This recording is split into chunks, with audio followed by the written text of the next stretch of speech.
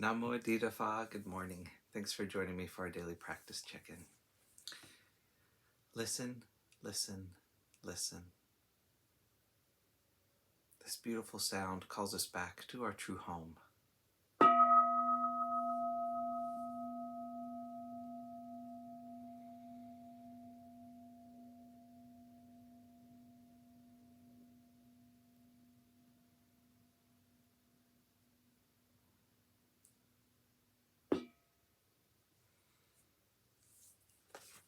The first mindfulness training. Aware of the suffering caused by the destruction of life, I vow to cultivate compassion and learn ways to protect the lives of people, animals, plants, and minerals. I'm determined not to kill, not to let others kill, and not to condone any act of killing in the world, in my thinking, or in my way of life.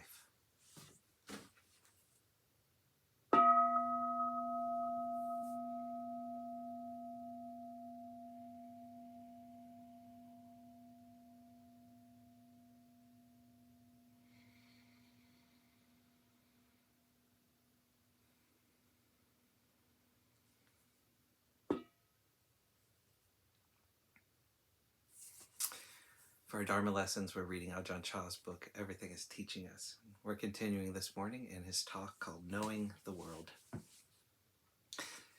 Real investigation in the correct way, doesn't involve thinking. As soon as something contacts the eye, ear, nose, tongue, or body, it immediately takes place of its own. You don't have to pick up anything to look at.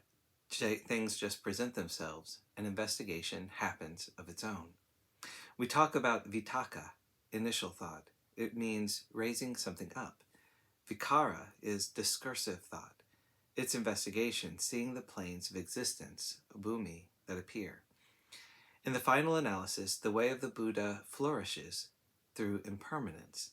It is always timely and relevant, whether in the time of the Buddha, in other times past, in the present age, or in the future.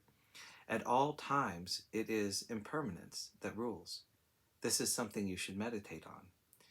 The true and correct words of the sages will not lack mention of impermanence. This is the truth. If there is no mention of impermanence, it is not the speech of the wise. It is not the speech of the Buddha or the Riyas. It's called speech that does not accept the truth of existence. All things have need of a way of release. Contemplation is not a matter of holding on and sticking to things. It's a matter of releasing. A mind that can't release phenomena is in a state of intoxication. In practice, it's important not to be intoxicated. When practice really seems to be good, don't be intoxicated by that good. If you're intoxicated by it, it becomes something harmful, and your practice is no longer correct. We do our best, but it's important not to become drunk on our efforts. Otherwise, we are out of harmony with Dharma. This is the Buddha's advice. Even the good is not something to get intoxicated by. Be aware of this when it happens. A dam needs a sluiceway so that the water can run off. It's the same for us in practice. Using willpower to push ourselves and control the mind is something we can do at times, but don't get drunk on it. We want to be teaching the mind, not merely controlling it, so that it becomes aware. Too much forcing will make you crazy. What's vital is to keep on increasing awareness and sensitivity. Our path is like this. There are many points for comparison. We could talk about construction work and bring it back to the way of training the mind. There is a lot of benefit to be had from practicing meditation, from watching over your mind. This is the first and foremost thing. The teachings you can study in the scriptures and commentaries are true and valuable, but they are secondary. They are people's explanations of the truth, but there is actual truth that surpasses the words. Sometimes the expositions that are derived seem uneven or are not so accessible, and with the passing of time, they can become confusing. But the actual truth they are based on remains the same and isn't affected by what anyone says or does. It is the original, natural state of things that does not change or deteriorate. The explanations people compose are secondary or tertiary, one or two steps removed, And though they can be good and beneficial and flourish for some time, they are subject to deterioration.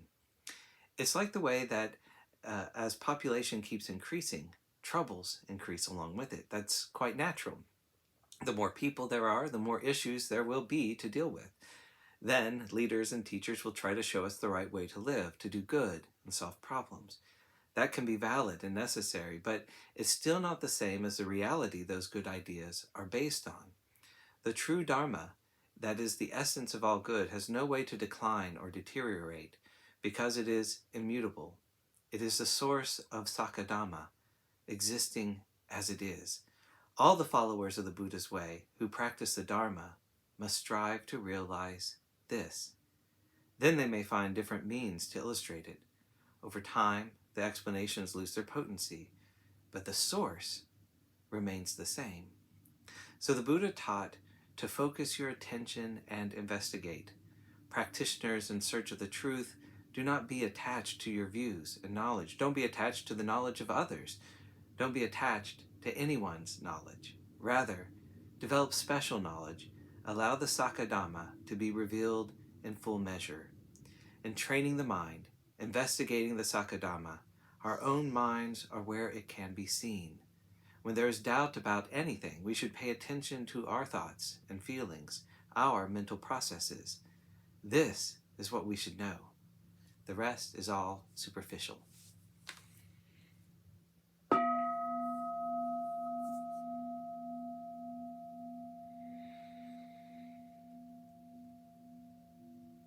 May all beings be well. May all beings be happy. May all beings be at ease. Sadhu, sadhu, sadhu. Thank you for joining me today.